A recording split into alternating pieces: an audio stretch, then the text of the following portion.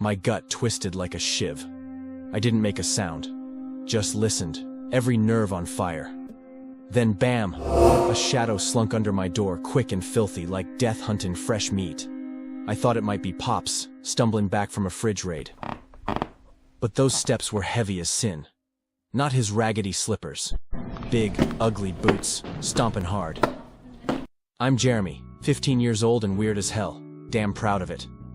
While other kids played sports or hit the mall, I devoured horror. Tales from the Crypt comics. Films with Michael Myers. And Dracula bleeding red. I didn't just dig monsters, I studied them. How they stalked. How they struck. How victims always botched it.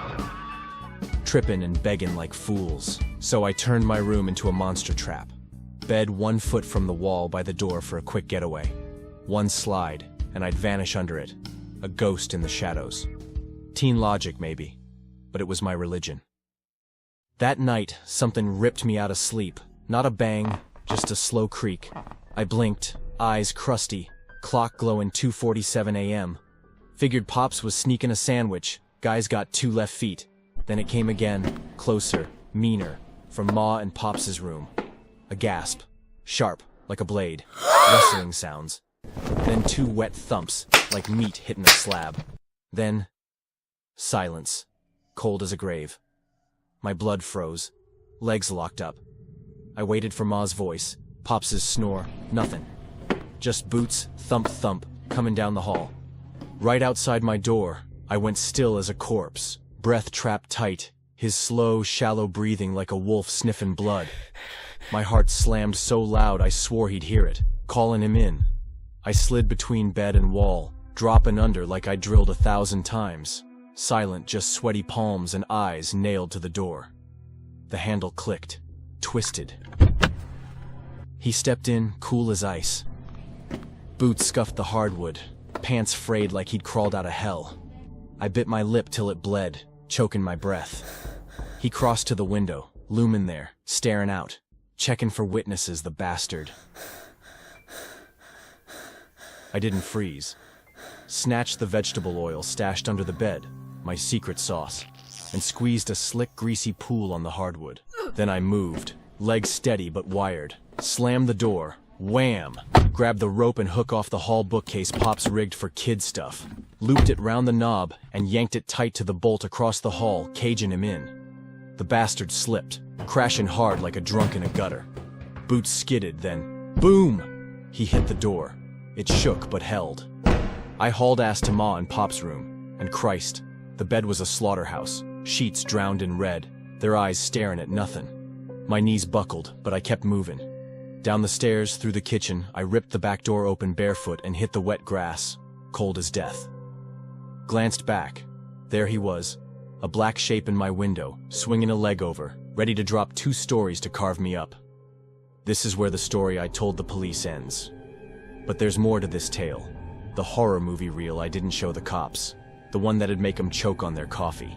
Traps bite hard, but revenge bites deeper. No time for crying. I bolted to the shed, my ace in the hole. Inside was my tunnel, leading to a secret door by the old elm. I dove in, slithered under the lawnmower, yanked it back to cover my tracks, and crawled through dirt, heart pounding like a war drum. The shed door creaked open. He was coming. Snap! A scream ripped the night, raw, guttural. My bear trap, loaded on the floor, bit down hard. That bear trap snapped his ankle. He tore free, dragging himself across the shed floor, whispering like a B-movie psycho, "You're dead, kid!" Creepy as hell. But I wasn't shaken. I was burning. Red hot, seeing stars. Pissed. I crawled through my Viet Cong tunnel, muddy, tight, my personal warpath, slipping through the secret door behind the elm into Miss Bray's yard, but I didn't run to her house. I crouched like a ninja, waiting. I'd turned my yard into a slaughterhouse, nail boards, rusty spikes under leaves, tripwires taut as guitar strings. He stumbled through the maze of traps, cussing and screaming with every step. Snap. The twig I was waiting for broke. Showtime. I cut the cord. A pulley screeched. Wham! 100-pound kettlebell, swiped from Pop's dusty gym, dropped like Satan's fist, hitting him wet. Skull cracked like rotten fruit, blood spraying the grass red. He hit the ground, limp, a broken mess. I didn't wait, rolled him into my monster pit, a hole I dug for fun, lined with jagged rebar. He fell, bones snapping like twigs. I shoveled dirt fast, burying his sorry ass deep, then tossed the pulley, rope, and weight in after him. Smoothed it flat, wiped my hands on my dirt-streaked jeans. I hit Miss Bray's porch, pounding the bell like a madman, shaken worse than a junkie. She opened up, old lady eyes wide, but the hour kept her quiet. I threw up a shush signal and collapsed in her arms, sobbing the story out, tears real as the blood on my hands. He took Ma, Pops, my whole damn world, but I buried his ass where monsters belong. She bolted every lock, dialed 911. Cops screeched, and 15 minutes later, found Ma and Pops side by side, carved up in their sleep. Pry marks on the basement window. The bastard had slunk in, lurking like a roach till we fell asleep. They figured he limped off after dropping from my window. I never told him about the shed, the kettlebell, or what was buried in the backyard. Cops checked hospitals for busted ankles. Nada. No cameras back then. Just size 11 boot prints in the grass, as common as dirt. They said my monster room trap saved my hide, my bottle of vegetable oil and bedroom lock contraption. Damn straight. That night flipped a switch in me. Monsters ain't just vampires, hairy wolfmen, or creeps with chainsaws. They're everywhere, hiding behind whiskey breath and yellowed grins. Like that lowlife Lenny across the street, stumbling home drunk every night, reeking of cheap booze.